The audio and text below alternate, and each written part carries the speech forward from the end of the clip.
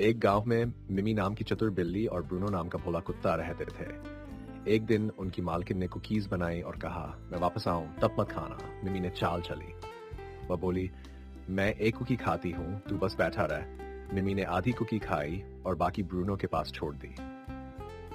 जब मालकिन आई, उसने देखा कुकी आधी खाई हुई थी। उसने ब्रूनो को डांटा, लेकिन बाद में मिमी के पास भी टुकड़े पाए। उसे समझ आ गया। मालकिन मुस्कुराई।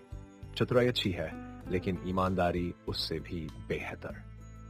ऐसी ही और दिल को छूने वाली कहानियों के लिए चैनल को सब्सक्राइब करना न भूलें।